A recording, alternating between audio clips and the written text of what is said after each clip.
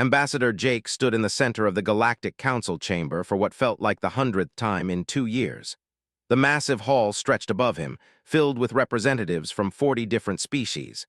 Most of them barely looked at him as he spoke. They had heard complaints from humanity before. 3 weeks ago, Jake said, keeping his voice steady, the Commerce Guild redirected 6 human colony ships. They claimed our navigation permits were invalid. This added 4 months to their journey.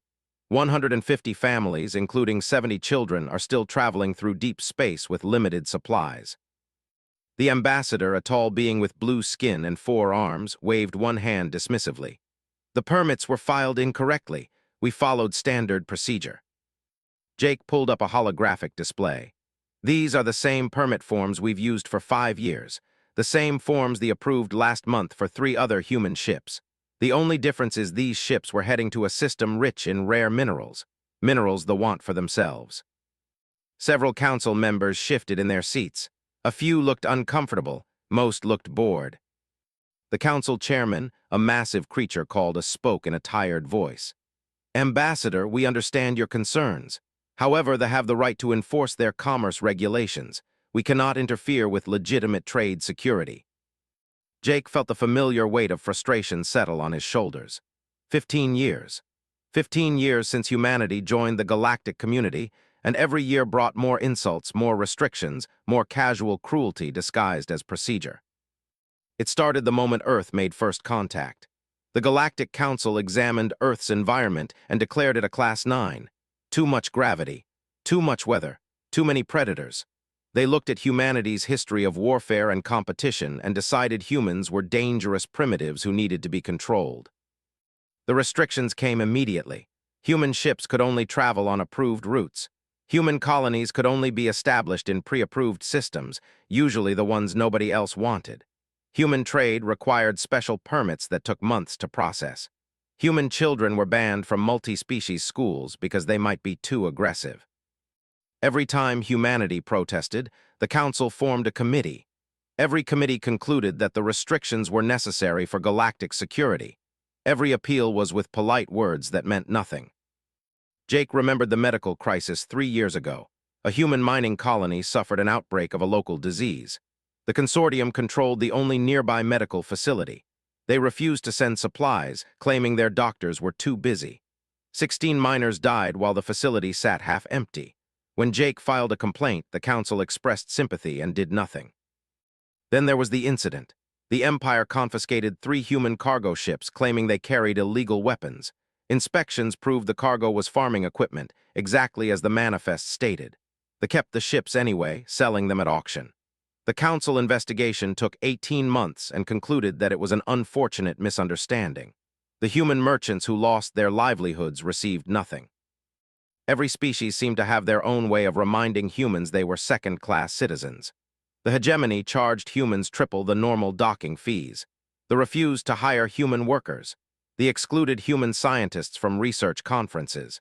When humans objected, they were told they were being too sensitive, too aggressive, too much like the everyone feared. But humanity kept trying. They filed proper paperwork. They followed every rule. They bit back anger and maintained diplomatic courtesy. They believed that eventually the galaxy would see them as equals. They believed patience would be rewarded. Jake looked at the council members now and saw the same indifference he always saw. He opened his mouth to continue his statement when an aide rushed into the chamber. The young woman, Lieutenant Kate, moved quickly to Jake's side and handed him a data pad. The blood drained from Jake's face as he read the report. His hands started shaking. "Ambassador," the chairman said, "do you have anything else to add?" Jake looked up slowly. "Yes, I have one more incident to report." He activated the holographic display again. New images appeared, and the casual atmosphere in the chamber shifted. Several representatives sat up. "Yesterday," Jake said, his voice barely controlled, "a human civilian transport called the New Beginning was traveling to the colony world of New Haven. It carried 400 passengers, 312 adults, 88 children. The youngest was 6 months old." The hologram showed a transport ship, the kind families used to start new lives on frontier worlds. It looked peaceful in the starlight. The ship was following approved routes. Their navigation data has been by 3 independent sources. They were in legal space, following every regulation. Jake changed the image. Now it showed the same ship with massive holes torn through its hull. Debris floated in the void. Bodies drifted among the wreckage. Patrol ships intercepted the new beginning. They claimed the transport had entered restricted space. They claimed the crew had refused orders to stop. Both claims are proven false by the ship's logs. They opened fire without warning. The chamber went silent. Even the board representatives were paying attention now. 23 humans died. 8 of them were children. 12 more are in critical condition. The transport barely made it to the nearest human station before life support failed completely. The ambassador stood quickly. This is a clear case of human aggression. Our patrol ships acted in self-defense against a vessel that refused legitimate orders. Jake turned to face the directly. His expression was cold. Your own logs show the transport never received any hail. Your ships opened fire while the transport was still transmitting friendly identification codes. You murdered children because you wanted to remind humanity of our place. That is a serious accusation, the chairman said. We will, of course, investigate thoroughly. I propose we form a committee to examine all the evidence and issue a report within 6 months. Jake stood very still. 6 months. 6 months to investigate the murder of children. 6 months of committees and procedures and polite delays while they faced no consequences. 6 months of humanity being told to be patient, to trust the system, to believe that justice would come eventually. He thought about those children. He thought about 15 years of insults and restrictions and casual cruelty. He thought about every human who had been told to wait, to be patient, to believe the galaxy would eventually treat them fairly. Jake looked at the Galactic Council and made a decision. No, he said quietly. The chairman blinked. Excuse me. No, Jake repeated louder this time. No more committees, no more investigations, no more waiting for justice that never comes. He turned to address the entire chamber. For 15 years, humanity has been patient. We followed your rules even when those rules were designed to hurt us. We filed complaints through proper channels even when those channels led nowhere. We believed in the ideals of galactic cooperation even when everyone else treated those ideals as jokes. Jake's voice grew stronger. We endured being called primitives. We accepted restrictions no other species faces. We watched you exclude our children and steal our property and deny us medical care. We stayed patient because we believed you would eventually see us as equals. He gestured at the hologram showing the destroyed transport. But you murdered our children. You murdered families seeking a better life, and your response is to form another committee. The chamber erupted in confused voices. Several representatives tried to speak at once. The chairman called for order. Jake spoke over them all. Humanity is done being patient. Effective immediately, Earth is recalling all diplomatic personnel from council stations. We are withdrawing from council jurisdiction. We will no longer follow your rules or seek your permission or beg for your justice. The chairman stood, his massive form intimidating. Ambassador, you cannot make such decisions unilaterally. You speak for Earth's government. Do they approve this? Jake smiled, but there was no warmth in it. Earth's government will receive my message in about 6 hours. By then, every human colony and ship will have received it too. By the time Earth responds, humanity will already be moving. We are done asking for permission. He turned and walked toward the exit. Kate followed, her eyes wide. You will regret this, the ambassador called after him. The council will not tolerate such defiance. Jake stopped at the doorway and looked back one last time. The galaxy is about to learn something important. You call us because we come from a harsh planet. You think that makes us primitive and violent, but you forgot what it really means. He paused, letting his words sink in. We are from a world that tried to kill us every single day. We survived predators that wanted to eat us. We survived diseases that wanted to end us. We survived each other through countless wars. We learned to be patient because patience kept us alive. But we also learned that when patience fails, you do whatever it takes to survive. Jake looked directly at the ambassador. You wanted to remind us we are, consider us reminded, the patient ones are done waiting. He walked out, leaving the council chamber in chaos behind him. Kate caught up with him in the corridor. Sir, did Earth Command really approve this? Jake kept walking, his expression grim. No, but by the time they get my message, it will be too late to stop what comes next. Humanity across 100 worlds is about to remember what we really are. Fleet Admiral Ben Cooper sat in his office on Earth, watching the news channels explode with coverage of the New Beginning massacre. The video footage played over and over, bodies floating in space, the twisted metal of the transport ship, rescue crews pulling survivors from the wreckage, a mother clutching her dead child. The public reaction was immediate and overwhelming. Protests filled the streets of every major city on Earth. Millions of voices demanded action, justice, revenge. The government had spent 15 years telling humanity to be patient, to trust the galactic system. Now that trust lay shattered like the hull of the New Beginning. Ben's communication console chimed. Jake's message arrived exactly on schedule. Ben played it 3 times, studying the ambassador's face, hearing the cold determination in his voice. Jake had thrown down the challenge. Now Earth had to decide whether to back him up or hang him out to dry. The decision took less than an hour. Ben convened an emergency meeting with Earth's leadership. They gathered in the secure command center deep beneath the capital. Military commanders, civilian leaders, economic advisors, all of them watching the same images, hearing the same public outcry. Colonel Lisa Grant spoke first. She commanded the Colonial Defense Forces, the military units stationed across human-settled worlds. "We have a plan. We've had it for 5 years, waiting for this moment." She activated a holographic display showing humanity's actual military strength. The room went silent as the numbers appeared. Ship counts, troop deployments, strategic positions, the truth that humanity had hidden from the Galactic Council for years. "We call it Operation Homecoming," Lisa said. "Every human civilian vessel gets a military escort. Every colony gets adequate defense forces. Every trade route gets patrol coverage. We stop asking permission and start protecting our own people." The financial director added his analysis. "Our corporations have been building an independent trade network for 3 years. We anticipated eventual separation from the council economy. We have direct agreements with 17 non-council species and independent traders across 40 systems. The moment we pull out of council trade agreements, their economy will feel the impact immediately." Ben listened to the proposals, but he barely needed to. The decision was already made. The children floating dead in space had made it for everyone. "Make it happen," he said simply. "Send the orders, every human ship, every colony, every outpost. As of now, we are done following council rules." The messages went out across the galaxy faster than light, carried by humanity's communication network.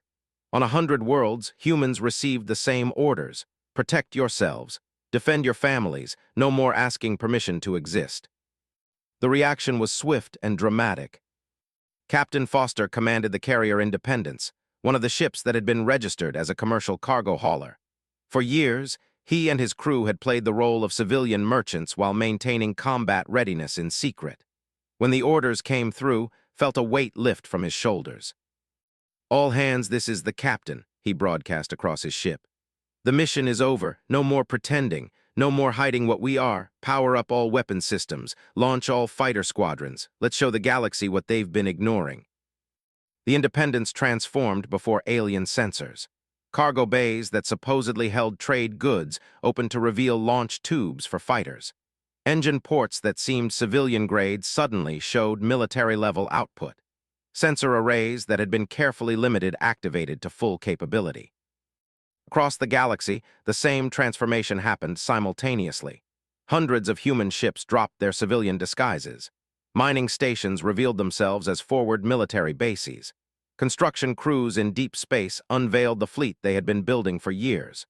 Within 48 hours, humanity deployed 3 times the military force the Council believed existed.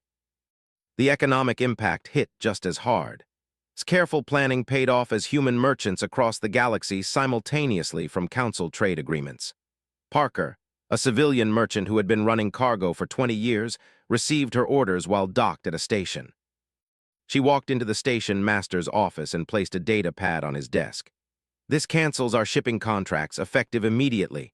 The rare earth minerals from the system, find another supplier. The agricultural exports from New Texas, not coming anymore. The medical supplies from the research colonies, good luck getting them somewhere else." The station master, a being named, stared at the pad in confusion. "But we have agreements, 5-year contracts." "Had agreements," corrected. Those contracts were signed under council trade law. We don't recognize council authority anymore. You want human goods. You negotiate with us directly, species to species, with fair terms. Otherwise, you find someone else to fill the 40% of rare metals you were getting from human miners. His face went pale. 40%. The number was the same across multiple industries. Humanity had quietly become essential to the council economy, and nobody had noticed until the supply suddenly stopped. The military response drew the most attention, but it was precise and controlled. Human forces did not attack anyone. They simply made it clear that attacking humans would no longer be easy or safe. Captain Foster led a task force to escort a group of human colony ships through what used to be a dangerous trade route. Patrol ships often harassed human vessels in this area. Not anymore. When 3 cruisers moved to intercept the colony ships, they found themselves facing the Independence and 5 other human warships. Opened a communication channel. Vessels, you are approaching human civilian ships under military protection. Change course immediately. The commander's response was arrogant. Human vessel, you are in controlled space. Stand down or face the consequences. Did not argue or debate. He simply gave an order to his tactical officer. Target their weapon systems, fire when ready. The Independence's weapons, far more powerful than any civilian ship should possess, locked onto the vessels. The targeting sensors painted each ship with active scans that left no doubt about their capability. The commander was not stupid. He saw the readings. He saw the power outputs. He saw the weapons arrays that could tear his cruisers apart in seconds. Without another word, the ships turned and fled. Watch them go without satisfaction or glee. This was not about victory or showing off. This was about sending a message. Humanity would protect its own, and anyone who tested that resolve would regret it. Similar encounters happened across the galaxy. Human forces established exclusion zones around their colonies, enforcing them with quiet efficiency. Ships that approached human stations were turned away by armed patrols. Merchants who tried to charge humans their usual excessive fees found human warships hanging in orbit above their trade ports. Nobody fired a shot, but the message was crystal clear. The old rules were dead. Not all humans were comfortable with the change. Parker's crew included a young engineer named Chris Baldwin, who had believed deeply in the Council's ideals of peaceful cooperation. "We're becoming bullies," Chris said during a crew meeting. "We're using military force to get what we want. How is that different from what they did to us?" Amy, another crew member, fixed him with a hard stare. She had lost a cousin on the New Beginning. "The difference is we are not killing children. We are not attacking civilian ships. We are not stealing from people who cannot defend themselves. We are simply refusing to be victims anymore." "But the council system was supposed to prevent conflicts," Chris argued. "Now we are creating them." Stepped in before the argument could escalate. "The council system failed us, Chris. It failed us every single day for 15 years. We tried being peaceful. We tried following the rules. Where did it get us? Our children murdered and the murderers facing no consequences." She softened her tone slightly. "Nobody wants war, but peace without justice is not really peace. It is just submission. We spent 15 years submitting, hoping things would change. They did not, so now we change them ourselves." The philosophical debate raged across human worlds. Town meetings, news programs, social media platforms, all filled with arguments about whether humanity was doing the right thing. Some called for immediate military action against the Others worried humanity was becoming the aggressive the Council always feared. But beneath the debate, a consensus emerged. Humanity would defend itself and refuse to accept second-class status. They would not seek conquest or revenge, but they would never again ask permission to live in safety. Back on Earth, Admiral Ben Cooper addressed the combined human military forces through a holographic conference. Millions of soldiers, sailors, pilots, and support personnel watched from ships and bases across the galaxy. "I know many of you have questions," Ben said. "You have trained in secret for years, hidden your true purpose, watched your families suffer under Council restrictions. You have waited patiently for orders that would let you act. Those orders have finally come." He paused, letting his words carry across the light years. "We did not choose this path lightly. We wanted peace.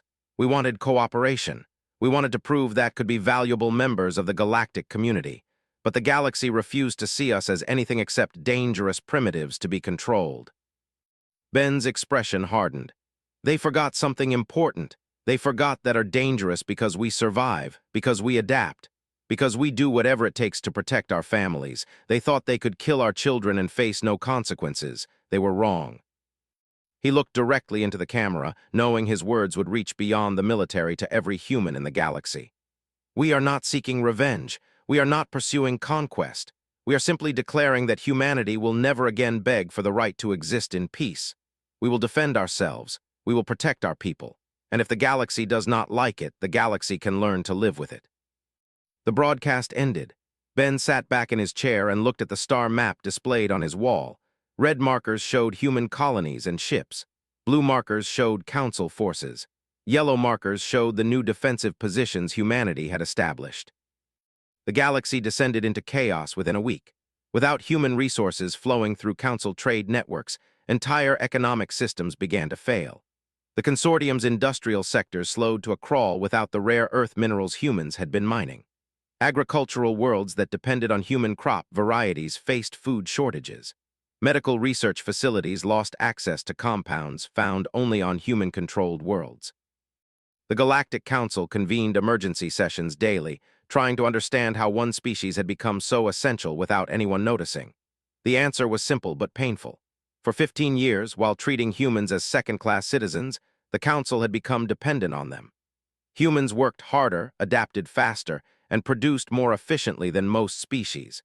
The restrictions meant to control them had simply made them more valuable. But not everyone accepted the new reality. The Commerce Guild refused to acknowledge that anything had changed. They saw humanity's defiance as temporary rebellion that could be crushed with sufficient force. 3 weeks after Jake's declaration, they decided to make an example. The mining colony on New Hope was small, only 3,000 residents, mostly families who worked the mineral-rich asteroid fields in the system. The colony had filed claims through proper channels years ago, but they claimed the system belonged to their sphere of influence. In the past, such disputes went to council arbitration, which always sided with established powers over newcomers. Now there was no arbitration, just human miners and warships. The fleet that jumped into the New Hope system was formidable. 3 cruisers and a battleship, more than enough firepower to destroy a lightly defended mining colony. The commander sent a simple message: evacuate immediately or face destruction. The colony administrator, a woman named Karen Mills, sent the message to the Colonial Defense Forces. She expected help, but she also started evacuation procedures. 3,000 people, mostly women and children, began moving to emergency shelters deep in the asteroids. What Karen did not know was that New Hope was not as lightly defended as it appeared. The mining platforms that dotted the asteroid field were real enough, but several of them hid military installations. And the Colonial Defense Regiment assigned to this sector was commanded by Sergeant Danny Price, a man who grew up on a heavy-gravity world and had very strong opinions about people who threatened families. Danny received the message and the evacuation order at the same time. He stood in the command center of a mining platform that was actually a military base and made a decision. "Cancel the evacuation," he told Karen over the comm link. "Keep everyone in the deep shelters, but they are not leaving this colony. This is their home, and we are not giving it up." Karen's voice showed her fear. "Sergeant, they have 4 warships. What do we have?" Danny smiled grimly. "Enough." The commander, a veteran officer named, was confident as his ships moved into attack positions. Human colonies were supposed to be easy targets. The council restrictions had prevented them from building adequate defenses. This would be quick and simple. The first missile strike from the asteroids came as a complete surprise.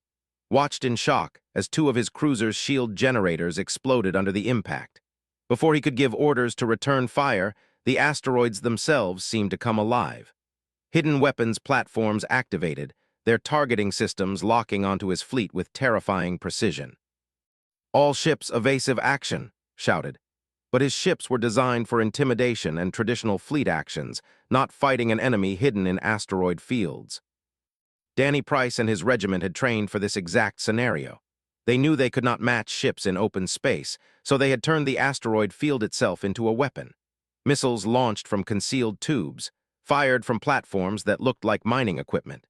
Laser batteries positioned on dozens of rocks created overlapping fields of fire. But the real advantage was the soldiers themselves. Danny's regiment consisted of humans who had grown up on worlds with gravity heavier than Earth. They could withstand acceleration that would kill most species. They trained in conditions that broke normal people. When they deployed ground troops to capture the mining platforms, they met defenders they could not match. The battle lasted 6 hours. The lost one cruiser entirely, destroyed by a concentrated missile barrage. The battleship suffered critical damage to its engines and weapon systems. The remaining cruisers were forced to retreat, their shields barely holding. Commander tried to save face by launching bombardment strikes against the civilian shelters. It was a mistake. The orbital defense systems that activated in response proved that the humans had been holding back. Missiles were intercepted and destroyed before they got anywhere close to the shelters. Return fire disabled the battleship's remaining weapons. Faced with total destruction, ordered a full retreat. His surviving ships limped out of the system, heavily damaged and thoroughly defeated. He had come to crush a weak mining colony and instead lost a quarter of his fleet to enemies he had dismissed as primitive. Danny stood in his command center watching the ships flee. His casualties numbered 12 soldiers with injuries, none fatal. The civilians were all safe. The colony was secure. "Send a message to Fleet Command," he told his communications officer. "Tell them New Hope is defended and holding. They learned something today." Captain Foster received the report from New Hope while his task force was patrolling the border sectors. He immediately recorded a message and sent it to the fleet headquarters. The message was broadcast on open channels, ensuring everyone in the sector could hear it. "This is Captain Foster of the Human Defense Forces," he said, his voice calm and professional. "The attack on New Hope was a mistake. Commander attacked civilians and lost. This will be the pattern for any species that tests our resolve." Paused, choosing his words carefully. Humanity developed on Earth, a world with crushing gravity, extreme weather, and predators at every level. We evolved to survive conditions that would kill most species. We are persistent, adaptable, and efficient when threatened. The Galactic Council placed restrictions on us and called it protection. They said it was to keep the galaxy safe from dangerous. He let that sink in before continuing. They were right about one thing, are dangerous, but the restrictions were never about protecting the galaxy from us. They were about protecting everyone else. Those restrictions are gone now. The galaxy is about to learn what can really do when they stop holding back. The message spread quickly. Within hours, every species in the galactic community had heard it. Reactions varied wildly. Some called for immediate military action against humanity. Others counseled caution. A few began reconsidering their relationships with the upstart. An unexpected complication arose in the 3rd week after the New Hope battle. Ships began arriving at human colonies carrying refugees from other species. They were not invaders or merchants, but civilians fleeing the chaos spreading through Council space. Dr. Helen Carter ran a medical facility on the colony world of Liberty. She was checking inventory when her staff alerted her to a ship entering orbit. It was the same species whose government had stolen human cargo ships and sold them at auction. Helen felt her jaw tighten as she watched the ship approach. The species that had casually destroyed human livelihoods and never apologized. Part of her wanted to turn them away, to give them a taste of the rejection humans had faced for years. The ship landed and the refugees emerged. 32, mostly children and elderly. They were thin, scared, and sick. Their world had depended on human agricultural exports. When those exports stopped, food shortages led to riots and violence. These people had fled, hopping to find safety. Helen's staff gathered around her, waiting for orders. She could see the anger in their faces. These were the same people who had hurt humanity for years. Nobody would blame Helen for refusing to help. She thought about the children floating dead in space from the New Beginning massacre. She thought about 15 years of insults and cruelty.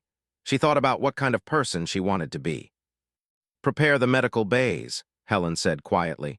"Get them food, water, and beds. Treat them exactly as we would treat human refugees." One of her nurses, a young man named, spoke up. "Dr. Carter, these are, after what their government did to us." Helen met his eyes steadily. "These are refugees, children and elderly people who had nothing to do with government decisions. We are not fighting them because we want revenge. We are fighting for the right to live safely and be treated fairly. That means we treat others the way we wish we had been treated." The refugees received medical care, food, and shelter. Most of them were confused by the kindness. They had been taught that were savage and violent. Instead, they found doctors and nurses who worked tirelessly to help them, asking nothing in return. An elderly woman named Sella approached Helen after 3 days. "Why?" she asked simply. "Our government hurt your people. Why do you help us?" Helen considered the question carefully. "Because you are not your government. You are people who need help. We believe in judging individuals by their actions, not by their species or origin. That is what we wanted from the galaxy. That is what we offer in return." Sella wept quietly. The council said humans were dangerous. "We are," Helen admitted. "But we are dangerous to those who threaten our families, not to those who need help. There is a difference." Back on Earth, Ambassador Jake faced a different kind of problem. His declaration had sparked a crisis, but now he had to deal with the consequences. Dozens of alien diplomats wanted to meet, most offering nothing but excuses and empty promises. But a few came with genuine proposals. The Observer, a being named, requested a private meeting. They were an ancient species that rarely involved themselves in council politics. They observed, recorded, and offered wisdom when asked. Had witnessed Jake's declaration and the chaos that followed. "Your people are angry," said without preamble. "They have every right to be, but anger is a dangerous foundation for policy." Jake bristled. "We tried patience for 15 years. Where did it get us?" "I am not criticizing," said gently. "I am observing. The galaxy underestimated humanity because they saw only your origin, not your potential. Now they are making the opposite mistake. They see only your military strength and miss your greatest power." "And what power is that?" Jake asked. "Your principle," replied. "Humans refuse to be conquered, but you also refuse to become conquerors. You protect refugees from species that hurt you. You offer mercy to enemies who would show you none. That combination of strength and restraint is more dangerous to the existing order than any weapon." Jake thought about Helen Carter treating refugees. He thought about Danny Price defending a colony without unnecessary bloodshed. He thought about the careful discipline shown by every human military unit. "What are you suggesting?" he asked. "That humanity has already won the important battle," said. "You have proven you cannot be ignored or dismissed. Now you must prove you can build something better than what existed before. Revenge is easy, justice is hard. Which will you choose?" The question stayed with Jake long after left. It was the same question being debated across human worlds. What came next? They had demanded respect and gotten it through strength. But strength alone could not build the kind of galaxy they wanted to live in. Governor of the colony world, Haven gave a speech that captured the debate perfectly.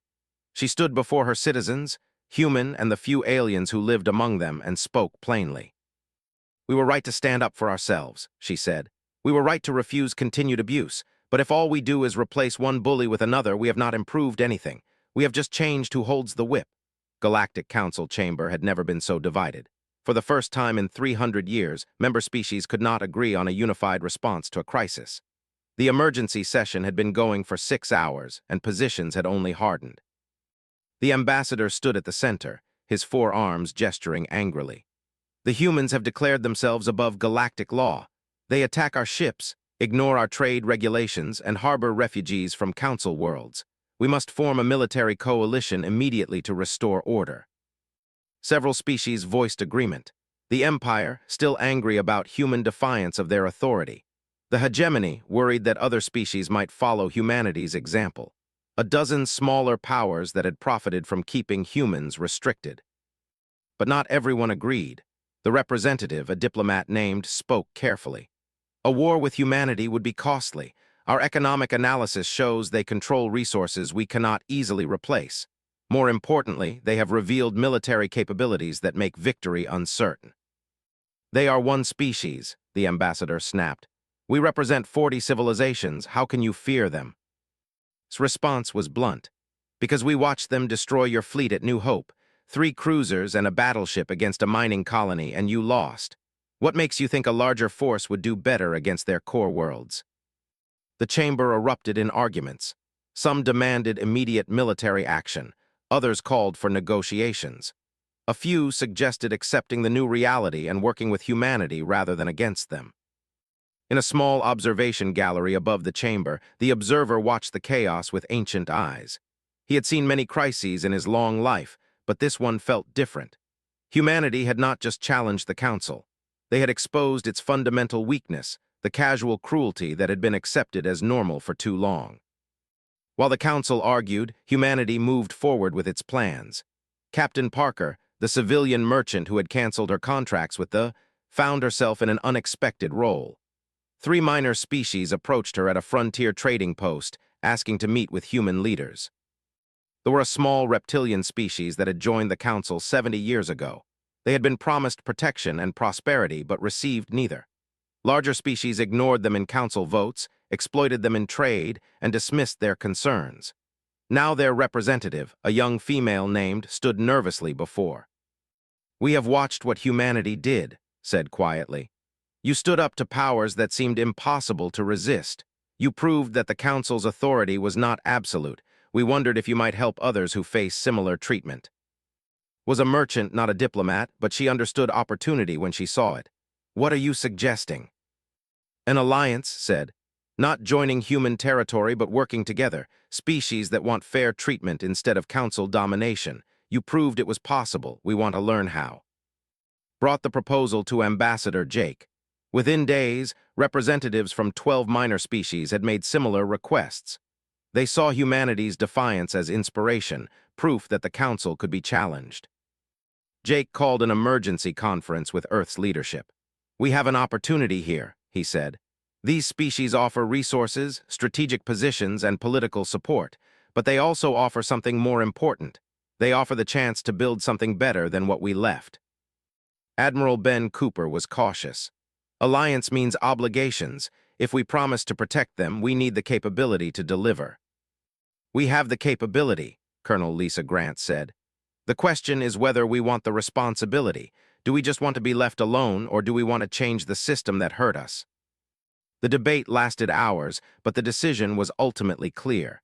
Humanity had not fought just for themselves. They fought for the principle that no species should be bullied or dismissed because of their origin. If they only applied that principle to humans, they would be hypocrites. The independent coalition formed 3 weeks later. 14 species signed the founding charter, with humanity as the strongest military power but not the sole authority. Every member had equal voting rights. Decisions required consensus. The goal was mutual protection and fair trade, not human domination. They reacted with fury. They saw the independent coalition as a direct threat to Council authority and their own commercial interests. The Commerce Guild had built its wealth on exploiting weaker species and controlling key trade routes. An alliance of those species threatened everything. The military command decided to make a decisive strike. They would crush the independent coalition before it could consolidate, demonstrating the cost of defying Council power.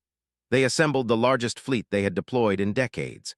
17 cruisers, 4 battleships, 2 carriers with fighter squadrons, more than enough force to destroy any single colony world.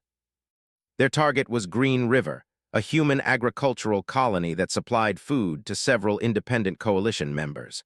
The colony's population was only 8,000, mostly farmers and their families. Destroying it would send a clear message and cripple coalition food supplies. Colonel Lisa Grant commanded the defense forces in that sector. She received intelligence about the fleet 3 days before it arrived. The numbers were daunting, but Lisa had advantages they did not expect. First, Green River was not as poorly defended as it appeared. Human military planners had identified it as a likely target months ago. Hidden orbital platforms surrounded the planet. Fighter squadrons were stationed on the 3 moons. Ground-based defense systems covered every approach vector. Second, Lisa's forces included soldiers who had trained specifically to fight in high-stress conditions. Many had grown up on heavy-gravity worlds. All had endured training programs designed by instructors who understood that humans from Earth were adapted to survive hostile environments. Soldiers, from a low-gravity world with a peaceful evolution, were not prepared for what they would face. Third, and most important, they made a critical strategic error. They assumed the battle would be a simple orbital bombardment followed by occupation. They did not expect humans to fight with the desperate ferocity of people defending their families. The fleet jumped into the Green River system in a coordinated attack formation. Their commander, Fleet Admiral, had planned the operation carefully. Destroy orbital defenses, bombard military targets, force surrender. Simple and efficient. The first sign that things would not go as planned came when the hidden orbital platforms activated. Sensors had not detected them because humans had built them using materials and techniques learned from mining operations. They looked like debris or civilian stations until they opened fire. Watched in shock as his lead cruiser took heavy damage from weapons that should not exist. Before he could adjust his formation, human fighters launched from the moons. They moved with a speed and aggression that caught his pilots off guard. All ships engage enemy fighters, ordered. Capital ships begin bombardment of surface targets. But Lisa had anticipated that order. The bombardment strikes never reached the surface. Defensive systems tracked and destroyed incoming missiles while maintaining cover fire against ships. Human fighters, piloted by people who could handle acceleration that would make pilots black out, tore into the enemy formations with coordinated precision. The battle should have been one-sided, 17 cruisers against a single colony world. Instead, it turned into a nightmare for the attackers. Human tactics, developed over years of secret planning, exploited every weakness. Their ships were powerful but slow to maneuver. Their pilots were skilled but could not match human reaction times in high-stress combat. Their commanders followed traditional fleet doctrine while humans adapted in real time. 3 hours into the battle had lost 4 cruisers and 1 battleship. His remaining ships were taking heavy damage. Casualties were mounting. The colony's defenses had barely been scratched. In desperation, made a fatal mistake. He ordered his ships to target Green River's civilian population centers. If he could not achieve military victory, he would force surrender through terror. Missiles and energy beams lanced toward the farming communities on the planet's surface. Lisa watched the targeting data and felt cold fury settle over her. They had just crossed a line that could not be uncrossed. She gave a simple order to all her forces. They are targeting civilians. All units weapons free, no mercy. Sergeant Danny Price, whose regiment had defended New Hope weeks earlier, was commanding ground forces on Green River. When the order came through, he keyed his communication to all units. Marines, they just went after our families. They attacked kids. You know what that means. The human counterattack was ferocious beyond anything they had encountered. Soldiers who had been fighting defensively suddenly pushed forward with terrifying aggression. Pilots who had been cautious became reckless in their assault. Every human in the battle remembered the children who died on the New Beginning, remembered 15 years of being told to accept abuse quietly. The lines collapsed under the onslaught. 3 more cruisers were destroyed. A battleship suffered critical reactor damage and exploded. Fighter squadrons were decimated. Ground forces that had landed expecting easy occupation found themselves facing enemies who seemed impossible to stop. Admiral realized with growing horror that he was not fighting a battle anymore. He was fighting for survival. His fleet was being systematically destroyed by forces he had dismissed as primitive. He gave the only order that made sense. All ships retreat, full withdrawal. But retreating from humans who had been pushed past their limits proved harder than expected. As ships tried to break contact, human fighters pursued relentlessly. More ships fell, their hulls torn open by weapons fire or engines failing under sustained damage. 3 battalions on the ground, cut off from their ships and surrounded by human forces, made a desperate choice. They surrendered. It was the first time in 200 years that military forces had surrendered to anyone. Lisa stood in her command center, watching soldiers lay down their weapons and raise their hands. Her troops wanted to show no mercy. These were the same species that killed human children, but Lisa remembered Jake's words about not becoming monsters. "Take them prisoner," she ordered. "Treat them according to military law. Medical care for the wounded, food and shelter for all. They surrendered honorably. We will treat them honorably." One of her officers, a captain named Greg Martin, questioned the order. "Colonel, they targeted civilians. They murdered children on the New Beginning. Why should we show them mercy?" Lisa's response was measured but firm. "Because we are proving something important. We are proving that can be trusted with power, that we follow rules even when our enemies do not. These prisoners will go home eventually. What they tell their people about how we treated them will matter more than any battle." The surviving commander, a general named Vex, was brought to Lisa's headquarters. He expected execution or torture. Instead, he received medical treatment for his injuries and was offered food and water. When he finally met Lisa, his confusion was obvious. "Why?" he asked simply. "We attacked your civilians. Under law, we deserve death." Lisa looked at him steadily. "Under human law, prisoners are treated with dignity. You followed orders from commanders who made bad decisions. Your soldiers surrendered when they had no chance of victory. That takes courage. We respect courage even in our enemies." She paused, then continued. "You came here believing humans were savage who could not be trusted with power. Now you will go home and tell your people what you learned. That are dangerous when threatened, but they are also capable of mercy and justice. Maybe your people will learn from that." The Battle of Green River ended with forces in complete defeat. 7 cruisers destroyed, 2 battleships crippled, thousands of casualties. Human losses numbered 38 killed and over 100 wounded. The colony itself was barely touched. More importantly, the battle sent shockwaves through the galaxy. Though one of the Council's major military powers had been decisively beaten, the humans did not just win. They overwhelmed an enemy that should have crushed them. Captain Foster compiled a report on the battle and transmitted it across the galaxy. The message was simple and clear. They attacked the independent coalition with their full might. They targeted civilians to force surrender. They learned what happens when you threaten families. We will defend ourselves and our allies with every weapon at our disposal. But we will also show mercy to those who surrender and justice to those who seek peace. The choice is yours. Back at the Galactic Council, the chaos had reached a peak. The delegation demanded the Council declare war on humanity immediately. But the moderate faction, strengthened by the battle's outcome, pushed back. The observer requested permission to speak. As an observer, he rarely addressed the Council directly, but when he did, species listened. He was ancient, wise, and unbiased. "I have watched this crisis from the beginning," said. "I have watched humanity's patience run out. I have watched them reveal their true strength. I have watched the Battle of Green River from start to finish. And I must tell you all something you do not want to hear." The chamber fell silent. "Humanity is the most dangerous species in this galaxy," continued. "But not for the reasons you think. They are not dangerous because they are violent. They are dangerous because they combine military capability with moral restraint. They could have destroyed the fleet entirely. They chose mercy instead. They could conquer Council worlds. They seek partnership instead." He looked around the chamber. "The most dangerous species is one that can destroy you but chooses not to. One that demands respect but offers fairness. One that will defend itself fiercely but also help refugees from species that hurt them. That is humanity. And the question you must all answer is simple. Will you continue to treat them as enemies, or will you finally treat them as equals?" The negotiations took place on Horizon Point, a neutral station built centuries ago for exactly this kind of diplomatic crisis.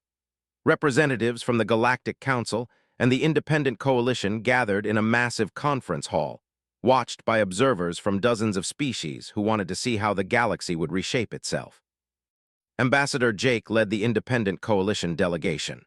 Across the table sat representatives from the Council's moderate faction, including the diplomat and, surprisingly, the observer who had volunteered to mediate. They and their allies refused to attend, but their absence only proved they were losing political influence. The negotiations were tense and difficult. Jake and his team had clear demands. No species could be restricted based on their world of origin.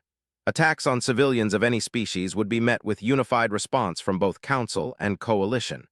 Younger species must receive genuine representation in galactic governance.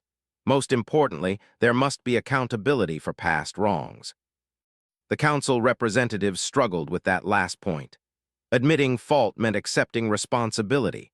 It meant reparations, investigations, and potentially criminal charges against officials who had abused their power. Spoke for the moderate faction. "Your demands are reasonable, Ambassador, but you must understand the political difficulty. If we prosecute Council officials for following policies that were legal at the time, we create chaos." Jake's response was cold. Those policies were not legal. They were violations of the Council's own charter, which promises equal treatment for all member species. The fact that nobody enforced that promise does not make the violations legal. It just makes them criminal acts that went unpunished.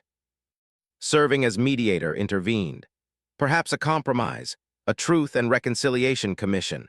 Public acknowledgement of wrongs, restitution for victims, reforms to prevent future abuses. Not criminal trials, but honest accounting. Jake consulted with his team, including Dr. Helen Carter, who had been treating refugees from multiple species, and Colonel Lisa Grant, who commanded the forces that won at Green River. They debated the proposal for hours before reaching consensus.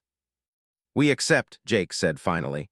"But with conditions. The commission must have real authority. Victims must receive genuine compensation, and reforms must be binding, not optional. We want accountability, not revenge, but we will not accept empty apologies." The Treaty of Horizon Point took 6 weeks to negotiate. Every word was debated, every clause examined from multiple angles. The resulting document fundamentally changed galactic governance in ways that would echo for generations. The treaty established several key principles. No species could face restrictions based on classification. The designation would remain for environmental data, but could not be used to limit rights or opportunities. All species would have proportional representation in galactic governance based on population and territory, not seniority or historical privilege. The treaty created a joint tribunal to investigate abuses against all marginalized species, not just humanity. Dr. Helen Carter was chosen to lead the humanitarian aspects, working with representatives from multiple civilizations to document harm and determine appropriate restitution.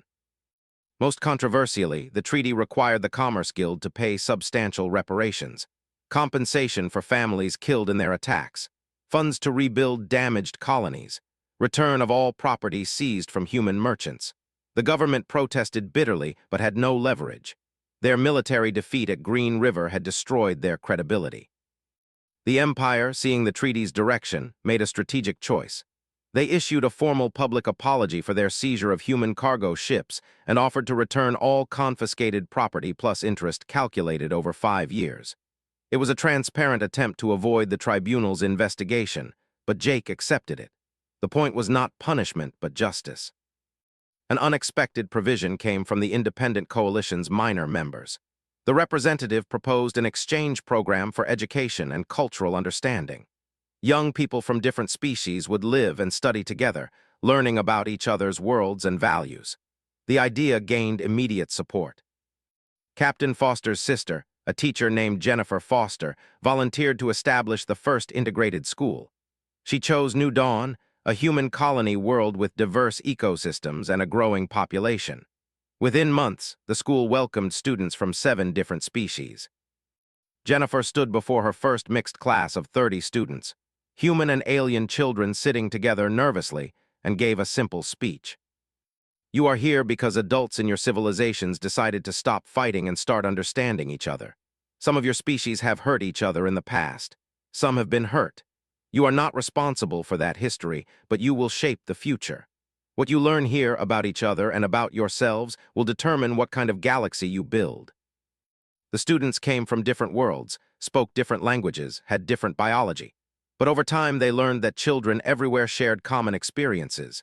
They played games, formed friendships, argued, and reconciled. A human boy named Tommy became best friends with a girl named. A student named learned to play Earth's ancient game of chess with a human girl named Sophie. The educational experiment proved so successful that similar schools opened across Coalition and even some Council worlds. Parents who had feared and hated other species watched their children form bonds that made old prejudices look foolish. While education laid groundwork for the future, economic integration addressed immediate needs, oversaw the restructuring of trade relationships under the treaty framework. Human resources began flowing again, but through fair trade agreements that benefited both sides equally. Parker, the merchant who had canceled her contracts, found herself negotiating the new framework with the same station master she had walked out on months earlier. Approached the meeting nervously, unsure how the human would react.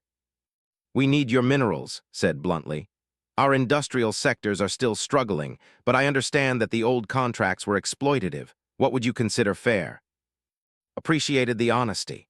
They negotiated for 3 days and reached an agreement that gave both sides reasonable profit. More importantly, they established a model for human trade that other merchants quickly. Within a year, the consortium became humanity's largest trade partner, with both civilizations benefiting from the arrangement. The military integration proved more complex. Admiral Ben Cooper oversaw the transformation of human forces from a defensive fleet into a broader protective network. The independent coalition needed unified defense, but member species feared human military dominance. The solution came from an unlikely source. The young officer Vex, who had surrendered at Green River and experienced human mercy firsthand, proposed an exchange program. Officers would train with human forces, learning their tactics and ethics. Human officers would train with forces, learning their coordination and logistics. Colonel Lisa Grant was skeptical when Ben presented the idea. "They just attacked us. Now we trust them with our military methods." "Not trust," Ben corrected, "but cooperation." Vex saw something at Green River that changed his perspective. He is not asking to join our military. He is asking to learn from us so his people can be better. That is worth encouraging. The first joint human patrol launched 6 months after the treaty signing. Commander Vex led the contingent. Captain Foster commanded the human ships. They patrolled neutral space along the old Council Coalition border, responding to distress calls from any species regardless of allegiance. Their first real test came when a civilian transport, ironically of mixed human and passengers, suffered engine failure in deep space. The joint patrol arrived within hours. Human engineers and technicians worked side by side to repair the engines, and Vex coordinated the evacuation procedures, moving 400 people to safety. As they worked, asked Vex a question that had bothered him. "Why did you propose this program? Your people killed human children. Many humans want nothing to do with." Vex's response was thoughtful. "Because I learned something at Green River. When my forces surrendered, I expected death. Instead, Colonel Grant showed mercy. She treated us with dignity when we deserved none. I realized that everything we had been taught about was wrong." He paused, choosing words carefully. "My people believed humans were dangerous because of their world and their history. We used that as justification to control them, to keep them weak. But the real danger was not their violence. It was their principle. They have the strength to destroy, but the wisdom to build instead. That combination is what the galaxy needs. That is what I want my people to learn." The patrol program expanded rapidly. Other species joined, creating truly integrated defense forces that protected all coalition members. The joint forces did not replace national militaries, but they proved that cooperation was possible even among former enemies. Back on Earth, the cultural changes were equally profound. Engineer Chris Baldwin, who had questioned humanity's aggressive response months ago, led a project to establish a museum celebrating Earth's diversity. The Earth Legacy Center opened in the capital city, showing visitors from across the galaxy how harsh conditions had shaped humanity. Alien visitors walked through exhibits showing Earth's extreme weather, deadly predators, and crushing gravity. They saw displays explaining human evolution, the competition and cooperation that drove development, the wars and peace that marked history. Many came away with new understanding of why humans were the way they were. A diplomat named the father of the boy who learned chess at the integrated school visited the center and spent hours studying Earth's history. Afterward, he sought out Jake. "I owe you an apology," said. "My government seized your ships. I voted to support those policies. I believed the propaganda that needed to be controlled. I did not understand that you were people trying to survive impossible conditions just like everyone else." Jake accepted the apology, but his response was pointed. "Understanding is good, but it came too late for many humans who suffered. The question is whether your government learned the same lesson." Nodded soberly. Some have not. Change is slow. But the younger generation, children like my son, they grow up seeing humans as friends rather than threats. That gives me hope." 5 years after the Treaty of Horizon Point, the galaxy looked fundamentally different. The independent coalition had grown to 32 member species. Council and coalition maintained separate governance but cooperated on trade, defense, and cultural exchange. No civilian transport of any species had been attacked since the treaty. Military conflicts were resolved through negotiation or joint peacekeeping forces. The changes were not perfect. Prejudice still existed in corners of both Council and coalition space. Economic inequalities took longer to address than anyone hoped. Some species still viewed others with suspicion, but the fundamental principle was established. No species would be judged solely by their origin, and all had the right to live without fear. Ambassador Jake, now semi-retired but still influential, sat with Observer at a cafe on Horizon Point, the same station where they negotiated the treaty that changed everything. They watched news feeds showing the day's events, trade agreements signed, research collaborations announced, cultural festivals celebrating multiple civilizations. "Do you ever regret it?" asked. "That moment when you walked out of the council chamber and declared humanity done with patience, you could not have known it would end peacefully." Jake considered the question while sipping his coffee. "I regret that it took so long. I regret the children who died before we acted. I regret every human who suffered while we waited for justice that never came." He looked at directly. "But I do not regret standing up. Patience is valuable when it serves justice. When patience becomes accepting injustice, it becomes cowardice. We were patient for 15 years, hoping the galaxy would change. When it did not, we changed it ourselves." "And you believe the change was worth the chaos?" asked. "Yes," Jake said without hesitation. "The galaxy is not perfect now, but it is better. Young people from different species play together. Trade benefits both partners instead of exploiting one. When conflicts arise, species talk instead of attacking. That was worth fighting for." Smiled, a gesture humans had learned meant approval in culture. "Your species taught the galaxy an important lesson. Power without principle is tyranny, but principle without power is helpless. You proved that could combine both, strong enough to defend themselves but wise enough to build peace." On the colony world of Green River, a memorial stood honoring all who fell in the battle that changed everything.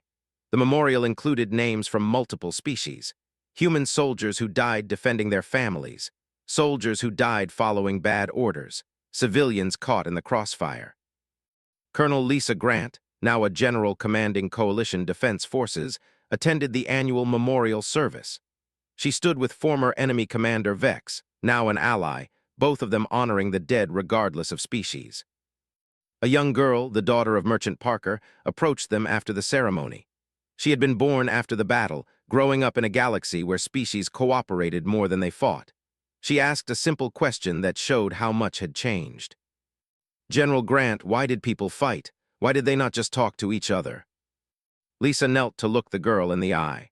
"Because talking requires both sides to listen. For many years, the powerful did not listen to the weak. They believed strength meant they could do whatever they wanted. Humans had to prove they were strong enough to force people to listen. Only then could real talking begin." "But you did not keep fighting after you won," the girl said. "Why not?" Lisa smiled. "Because winning the battle was not the goal. The goal was creating a galaxy where everyone could live safely and fairly. Continued fighting would not achieve that. Building and cooperating would, so that is what we did." The girl seemed satisfied with that answer. She ran off to play with her friends, a mixed group of human and alien children who knew nothing of the old prejudices. Lisa watched them and felt something she had not felt in years: hope that the future would be better than the past. Across the galaxy, similar scenes played out. On Earth, where the whole crisis began, citizens from many species lived and worked together.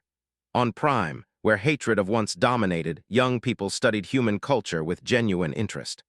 On dozens of colony worlds, humans and aliens built communities that proved cooperation was possible. The change was not complete. Old attitudes persisted in some populations. Economic imbalances would take generations to fully correct. Political tensions still flared occasionally, but the fundamental shift had occurred. Species saw each other as potential partners rather than automatic threats. In a small office on Unity Prime, the original council station where Jake made his declaration, a historian from the species compiled records of the crisis. She interviewed hundreds of beings from many civilizations, documenting their experiences and perspectives. Her final report contained a conclusion that surprised many. The crisis, as it is called, was not really about humans. It was about every species that had been marginalized, dismissed, or abused by those with more power. Humanity became the catalyst for change because they had the strength to resist and the principle to build something better. But the lesson was universal. Justice delayed is justice. Patience has limits. And when the patient finally act, they can reshape entire civilizations. The report became required reading in schools across Coalition and Council space. Students learned about the 15 years of patience, the massacre that ended it, the military response that proved strength, the mercy that proved character, the negotiations that built peace, the slow work of reform that made it last. Ambassador Jake, now truly retired, lived on a small colony world with his family.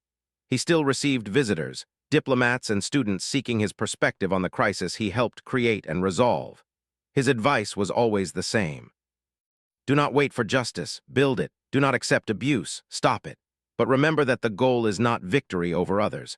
The goal is creating a system where everyone can thrive. Strength without mercy is tyranny. Mercy without strength is weakness. Balance both and you can change the galaxy. On the anniversary of the Treaty of Horizon Point, celebrations occurred across multiple species worlds. The day became known as Unity Day, marking the moment when the galaxy chose cooperation over domination. Humans celebrated alongside and dozens of other species. At the largest celebration on Horizon Point Station, the memorial to those who died in the crisis was unveiled. It showed a simple image: a human child and an alien child holding hands looking toward stars. The inscription below read in dozens of languages. The patient ones ran out of patience. The strong ones chose mercy. The divided ones found unity. Remember what it cost, preserve what it built. Parker attended the ceremony with her daughter and her crew, including Chris Baldwin, who had questioned the aggressive response years ago. They stood together, watching species celebrate peace, and Chris finally admitted something. "I was wrong," he said quietly. "I thought we were becoming bullies. I did not understand we were becoming survivors. There is a difference." Amy, who had lost family on the new beginning, put a hand on his shoulder. "We all had to learn. The galaxy had to learn. Some learned through mercy. Some learned through strength, but everyone learned the same lesson: are dangerous when threatened but valuable as allies, fear us or befriend us but never dismiss us." The celebration continued late into the station's night cycle. Music from multiple cultures played. Food from dozens of worlds was shared. Children played together while adults talked and laughed. It was not perfect. Some divisions remained, some wounds still hurt, but it was better than what came before, much better. High above the celebration, in observation decks and command centers, military forces from multiple species maintained watch. The peace was real but required protection. Humans and others served side by side, ready to defend what had been built. Captain Foster, now an admiral commanding a joint task force, looked at the diverse crew under his command and felt pride. "This is what we fought for, not to defeat others but to include them, not to dominate but to cooperate. The galaxy is better when everyone contributes their strengths." His crew, representing 7 different species, all agreed. They had learned to work together, trust each other, protect each other. They were proof that the treaty's promises could become reality. In the deepest part of the galaxy, far from the celebrations, the few species who still rejected the new order watched and waited. The who refused to accept defeat.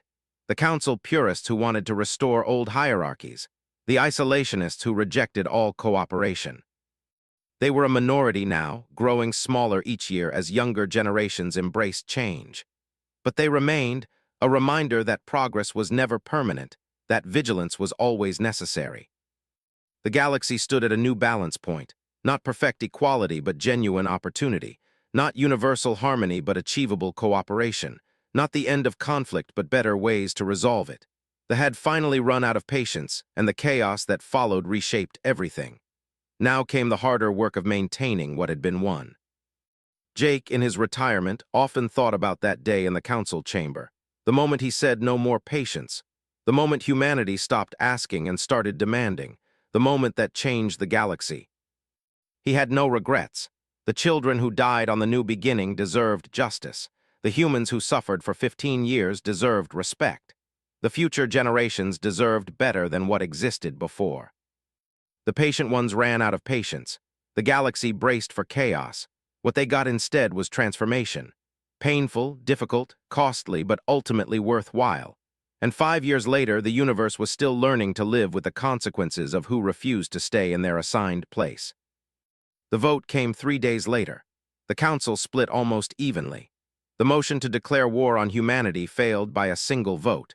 Instead, the council authorized official negotiations with the independent coalition, recognizing them as a legitimate political entity. It was not peace, but it was not war either. The galaxy stood at a crossroads, forced to choose between old patterns of dominance and a new framework of cooperation. Humanity had run out of patience and forced that choice. Now everyone had to live with the consequences. Some in the crowd shouted disagreement. They wanted the galaxy to pay for 15 years of suffering, but continued. Our goal was never to dominate others. Our goal was to live freely without fear. We can achieve that through continued military strength, yes, but we must also demonstrate that we deserve the respect we demand.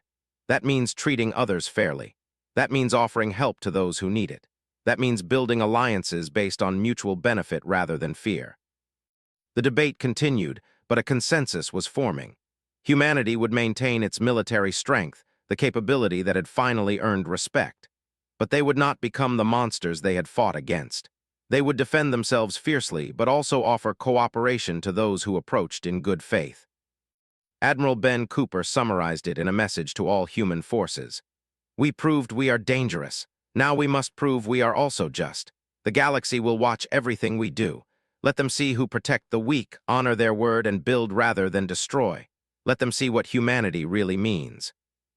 On the frontier in the deep colonies across 100 worlds, humans heard the message and understood.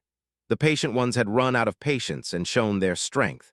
Now came the harder task of showing their character. The galaxy looked different now. The careful balance of power had shifted. Species that had casually oppressed humanity for 15 years suddenly faced a military force they did not understand and could not match. Economic systems that depended on human resources faced collapse. Political structures that ignored human rights found themselves irrelevant. In dark space beyond the outer colonies, the hidden construction yards continued their work. The fleet humanity had revealed was only part of the story. More ships were coming. More weapons were being built. Humanity had learned the hard lesson that peace was only possible when backed by the strength to defend it. On the frontier world of New Hope, a small mining colony received word that ships were approaching. In the past, the miners would have evacuated or hoped for mercy. Now they sent a simple message to the nearest human military base. Within hours, a task force arrived. The ships detected the human warships and changed course without incident. The galaxy was learning, slowly, painfully, but learning. The species called had finally run out of patience, and the universe was discovering what that really meant. Not savage violence or mindless aggression, but cold determination backed by overwhelming capability. Humanity would no longer be ignored, dismissed, or abused. The patient ones were done waiting. Now the galaxy would wait to see what humanity did next. "And what's that, sir?" Jake looked at his aide and saw the mixture of fear and hope in her eyes. The same mixture he knew every human in the galaxy would feel soon. "Survivors," he said simply. And the galaxy is about to learn that when survivors stop running and start fighting back, the entire universe holds its breath.